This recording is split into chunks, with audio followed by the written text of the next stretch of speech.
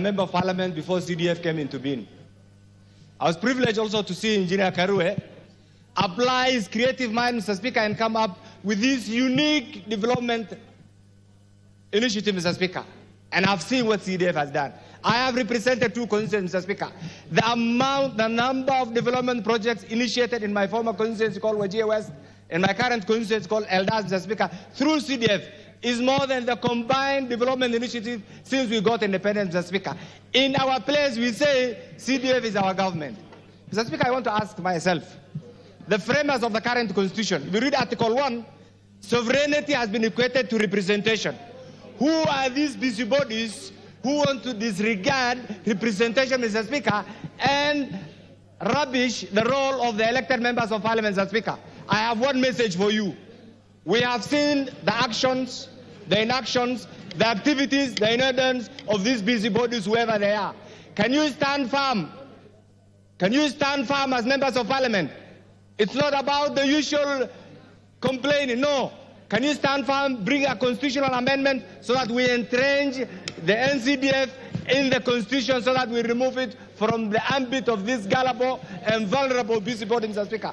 Mr. Speaker, for how long shall we deny Kenyans the right to enjoy a piece of the national cake, Mr. Speaker? I'm shocked and dismayed, Mr. Speaker, to see a ruling, and ideally, Mr. Speaker, the role of the three arms of government, Mr. Speaker, is interdependent, is to support each other for the good of the well-being of Kenya, Mr. Speaker.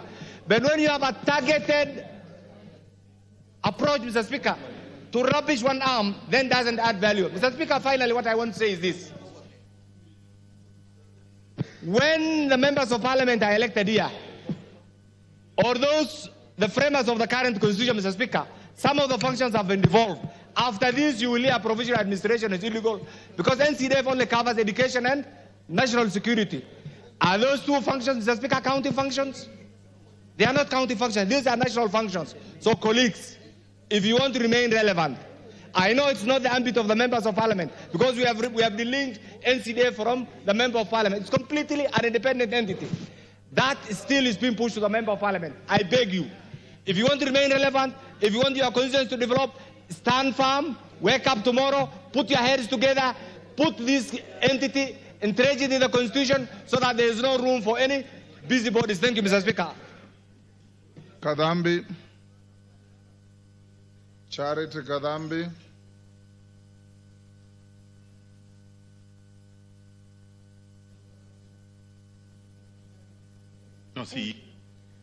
Thank you very much, Mr. Speaker. Sir, allow me to contribute like my colleagues. In this country, Mr. Speaker, sir, I would wonder which Kenyan has not seen the changes which CDF has really brought in this country. Therefore, Mr. Speaker, sir, my issue is to remind people that what CDF is doing in this country, I doubt if there is another fund which is doing what CDF is doing. Therefore, Mr. Speaker, with the changes, with the poor children we are taking to schools, with the schools we are changing, with the security offices we are constructing, with the administration offices we are doing, Mr. Speaker, sir, I am so much worried that there is people up to now, they have not seen what is happening. And Mr. Speaker, sir, I am contributing because myself being the second-term member of Parliament in Joro constituency, what I have done in my constituency, Your Excellency, Mr. Speaker, sir, for the first term is what has brought me the second term. Therefore, Mr. Speaker, I'm standing here to remind our colleagues, let us unite this journey. This is war against development. Mr. Speaker, sir, it is now the high time we united as members of Parliament. We change even if it means changing the Constitution so that we can make sure that the CDF is well anchored in the Constitution. Mr. Speaker, sir, we have gotten a lot of challenge every time. Whichever time we are doing our works as members of Parliament from single constituencies, actually we are not at peace because every time we are distracted by so many cases in the courts. And Mr. Speaker, sir, as I'm standing here today, Kenyans are asking, are they safe? Are their children going to go to schools?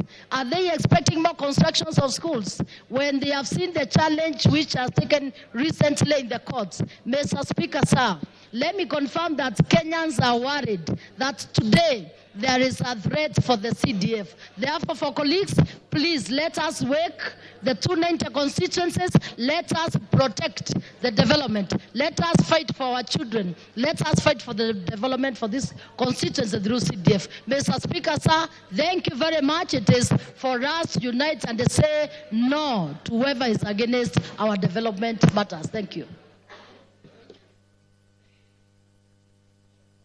Yes, Chairman CDF. I would have thought you should have been the last to speak on this. Oh. Yes. You are the committee chair. Listen to others. You'll speak last. Naisula. Chairman, hold your horses. I've been seeing you menacing me with gestures. Thank you, Mr. Speaker. I want to rise to also contribute on the judgment on NG-CDF, Mr. Speaker, and to say that we cannot overemphasize the importance of NG-CDF in our constituencies, Mr. Speaker. There is this notion among many people that NG-CDF is pocket change for members of parliament. I want to say without fear or favor that if there is one fund that there is accountability for, it is NG-CDF. NG-CDF goes to the constituency with an AIE, with what it is supposed to do, and the money follows that AIE. And so even when auditors come to the ground, Mr. Speaker, they have to go and see whether that classroom has been built. They have to go and see whether that police station has been built. They have to see whether that child has gotten bursary, and that is the truth on the ground, Mr. Speaker. And if there is anybody who thinks that there is a member of parliament who is misusing these monies, Mr. Speaker, we have investigative bodies, Mr. Speaker, which we should go and follow up on those monies and that member of parliament, Mr. Speaker. But we cannot be blanketly be condemned to be corrupt, that NG-CDF is our money, Mr. Speaker, when that is not the point, Mr. Speaker. We can also not be a house of lamentation. We are the ones who make the laws in this house, Mr. Speaker. We will not wait for NADCO report to entrench NG-CDF in the Constitution.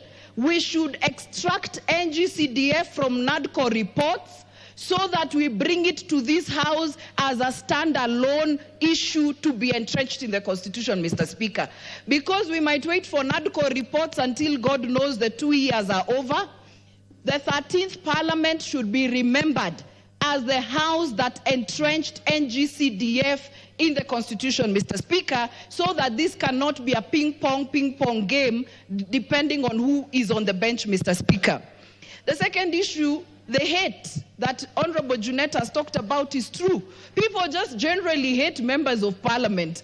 And so I wouldn't even be surprised after it has been entrenched in the Constitution, the judiciary saying it is unconstitutionally inside the Constitution, Mr. Speaker, because of just the hate people have towards members of parliament, Mr. Speaker.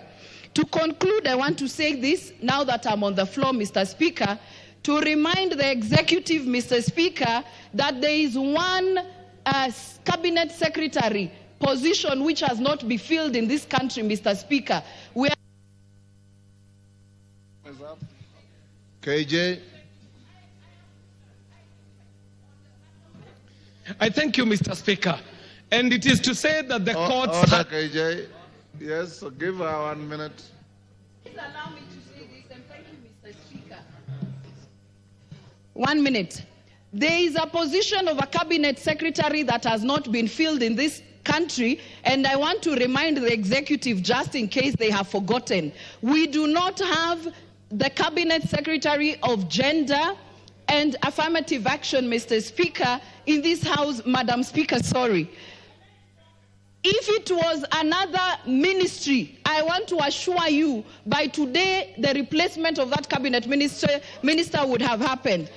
we cannot continue business when we do not have the Cabinet Secretary of Gender in this country, Mr. Speaker. It should be, the Cabinet Secretary should be appointed like yesterday, Madam Speaker. Even if it is a man, we need a Cabinet Secretary of Gender in this country. Thank you. What's your point of order, Honorable Donya? Madam Speaker, I'm just worried Honorable Junet is insisting that it is a man. We have not refused if it is a man, a boy, girl. What we want is to have a minister for gender in office. We keep on talking about gender mainstreaming, helping our young girls and women. How can we, Madam Speaker? Yes, we know it is CDF, but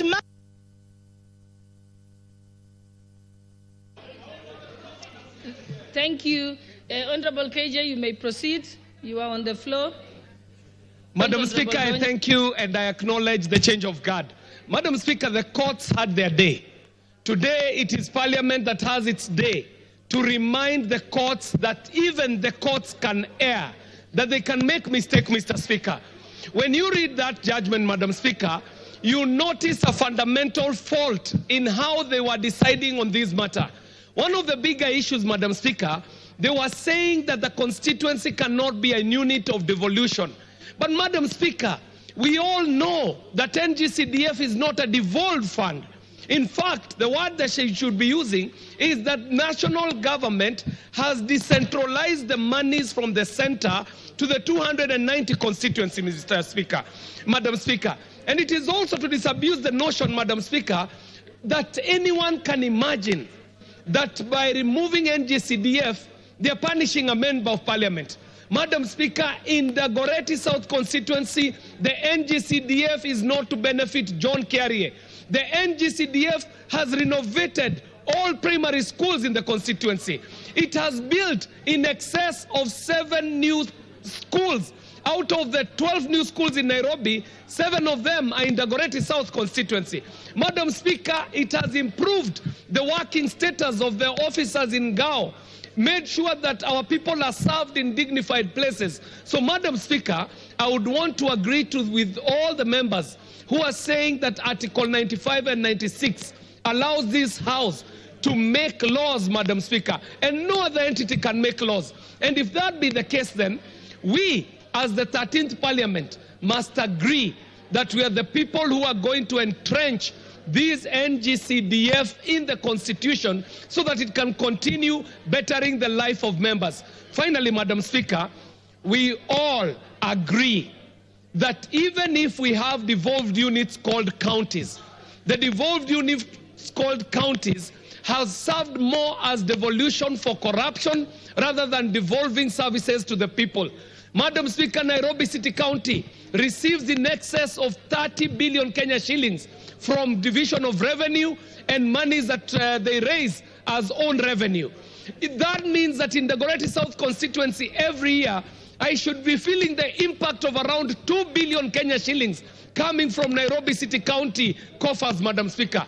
But if you go to the constituency called the Goretti South constituency, what you shall find are the projects that have been put up by this most visible, best managed, and most effective fund called the NG-CDF. So, Madam Speaker, let's do what is necessary. Let us entrench NG-CDF in the Constitution to make... Honorable members, allow me to recognize the presence of Kiwanzani Academy from Kitui West constituency, Kitui County, who are seated in the public gallery. On behalf of the members of the National Assembly, we welcome you to Bunge. Thank you. The Honorable Amolo Otieno.